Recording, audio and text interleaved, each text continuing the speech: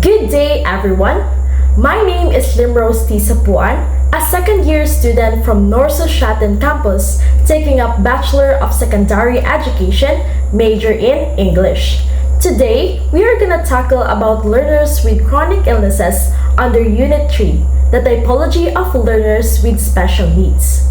Before we start our lesson, let us first discuss our objectives. Knowledge.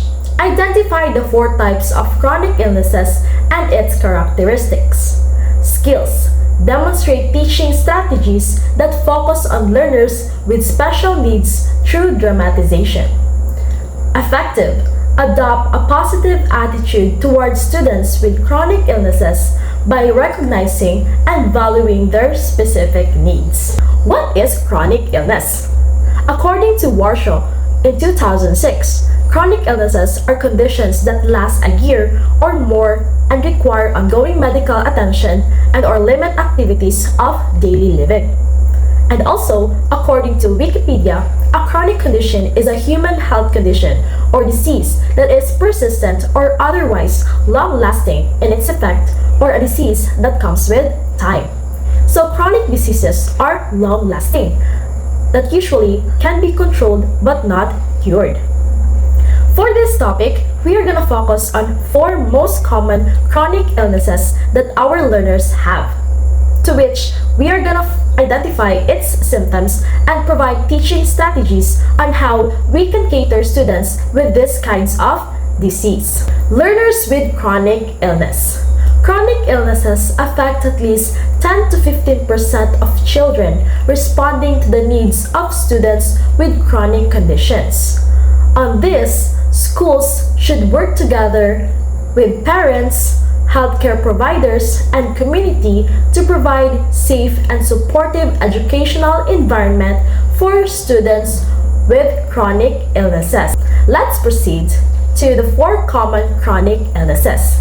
We have asthma, diabetes, epilepsy, and allergy.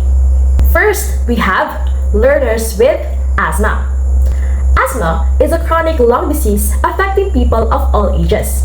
It is caused by inflammation and muscle tightening around the airways, which makes it hard to breathe.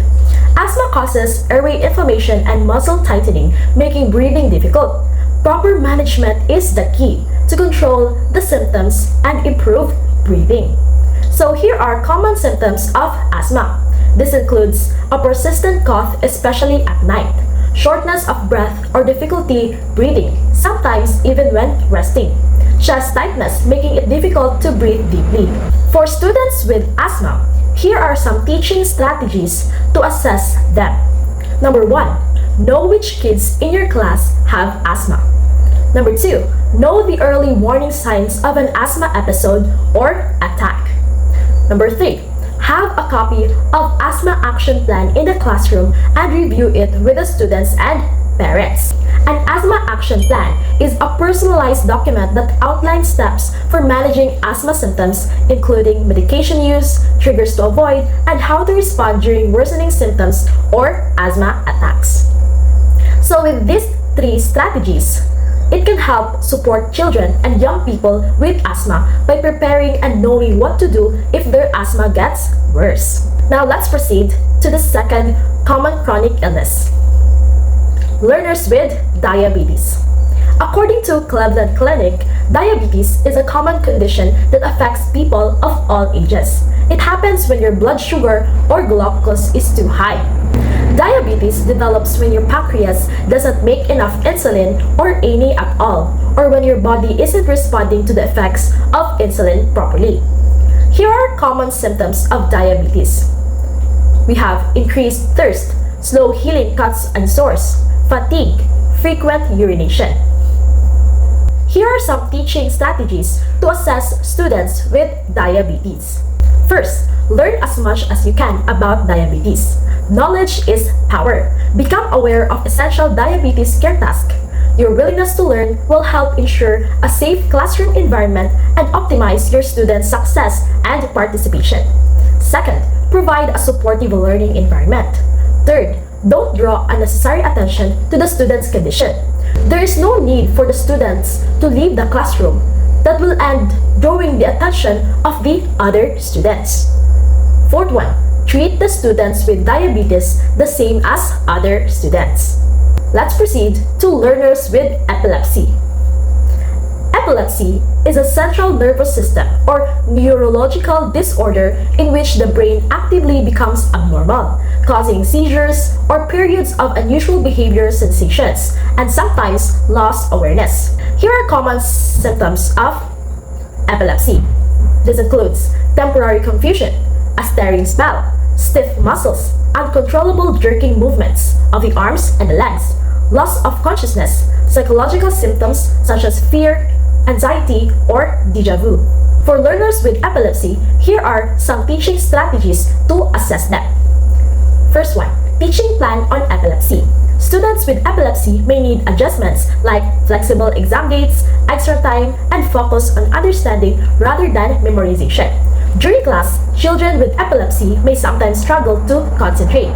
Second, first aid and seizure treatment plans at school. If a student has a seizure, stay with them and ensure their safety by removing sharp objects. The last one is educating other children. Teachers play a key role in addressing this by staying calm during a seizure and educating classmates or the students to stop the bullying. Last but not the least, learners with allergy. Allergies are your body's reaction to foreign protein.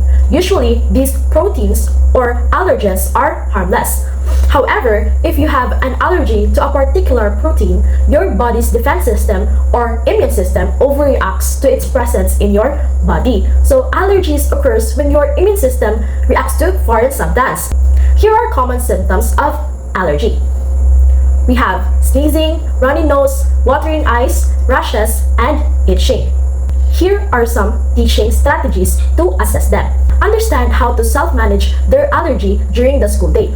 It is important to teach the students to follow their allergy plan, like checking food labels or avoiding certain environments so that they can stay safe without needing constant adult supervision. Second, learning when to notify adults that they need help. Students should know when to ask for help, such as if they feel unwell or are unsure about something, like food or a situation that could trigger their allergy. Fourth one, learning how to self-administer epinephrine. The last one is recognize your own allergy symptoms. It will help students to learn early the warning signs of allergic reaction, like itching, swelling, or difficulty breathing. And that's all for our lesson today. I hope you learned something.